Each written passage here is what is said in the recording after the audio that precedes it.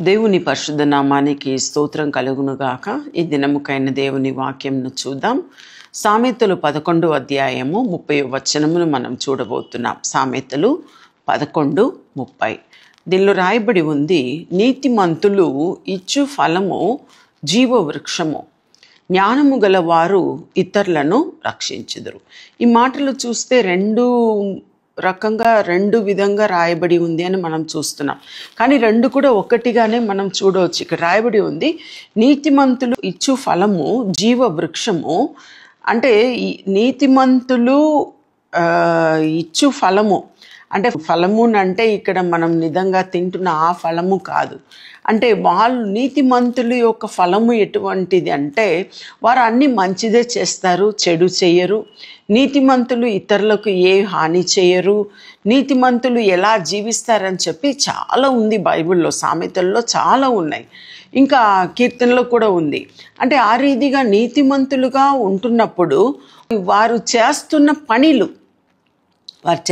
పనులు కావచ్చు, వారు మాట్లాడుతున్న మాటలు కావచ్చు, వారి ఇతరులకు చేస్తున్న క్రియలు కావచ్చు, ఏదైనా కూడా అది జీవపు వృక్షములాగా ఉంటుందంట. అంటే ప్రయోజనకరంగా అది ఉంటుంది, ఫలం ఇచ్చేదిగా అది ఉంటుంది, ఇతరులకు మేలు చేసేదిగా అది ఉంటుంది.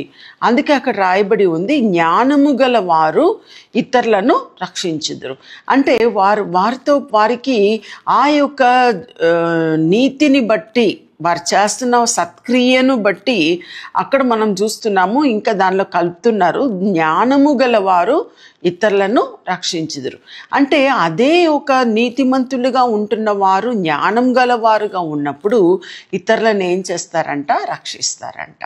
అంటే రక్షించడం అనేది ఆపద నుండి కావచ్చు, లేదంటే సహాయము కావచ్చు, లేదంటే మాటల ద్వారా కావచ్చు, వారి క్రియల ద్వారా కావచ్చు, ఎలాగైనా కావచ్చు. అంటే నీతిమంతుల క్రియలు, నీతిమంతులు ఫలము అన్నీ కూడా మంచిదిగా ఉంటుంది అని చెప్పే ఈ కీర్తనలో మనం చూస్తున్నాం. సో ఎవరైనా సరే, మీరైనా సరే, నేనైనా సరే, మనకు మంచి గుణం ఉన్నప్పుడు, మనకు మంచి క్రియలు ఉన్నప్పుడు, మనం ఇతరులకు కూడా మనం హాని చేయకుండా మనం కూడా ఇతరులకు మంచే చేస్తామని చెప్పి నేను నమ్ముచున్నాను. ఆ రీతిగానే మీరు కూడా ఉండాలని నేను కోరుతున్నాను. ఆ రీతిగా మీరు ఉన్నప్పుడు దేవుడు కూడా మీ అందు ఆయన కనికరము చూపించి మీ జీవితంలో కూడా ఆయన గొప్ప కార్యమును చేయను. ప్రార్థన చేసుకుందాం. ప్రభువా, నీకు స్తోత్రం చెల్లిస్తున్నాం. ప్రభువా, నీతిమంతులు ఇచ్చి ఫలము జీవ వృక్షము అని చెప్పి మేము చూసినాం తండ్రి. అంటే ప్రభువా, మా జీవితంలో మేము నీతిమంతులుగా ఉండుటకు, నిత్యము ఉండుటకు ప్రభువా మీరు కృపను అనుగ్రహించండి. అదే రీతిగా జ్ఞానము గల వారుగా ప్రభువా ఇతరులను రక్షింతురు అని చెప్పి మాట ప్రకారం కూడా తండ్రి జ్ఞానవంతులుగా కూడా మేము జీవించడానికి మీరు మా కృపను అనుగ్రహించండి.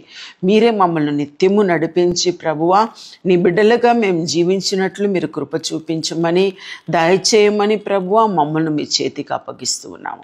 నీకే స్తుతులు, ఘనత, మహిమ చెల్లిస్తున్నాము. యేసు నామములో అడిగి ప్రార్థిస్తున్నాము మా తండ్రి, ఆమేన్. హాయ్, ఈ వీడియో ద్వారా మీరు దీవించబడినట్లయితే మరి తప్పకుండా లైక్ చేయండి. తెలిసిన వారికి ఈ వీడియోని షేర్ చేయడానికి మర్చిపోకండి. ఇంకా మరి వీడియోల కొరకు సబ్స్క్రైబ్ చేయడానికి మర్చిపోకండి. ప్రభు మిమ్మల్ని దీవించును గాక. See you soon. God bless you.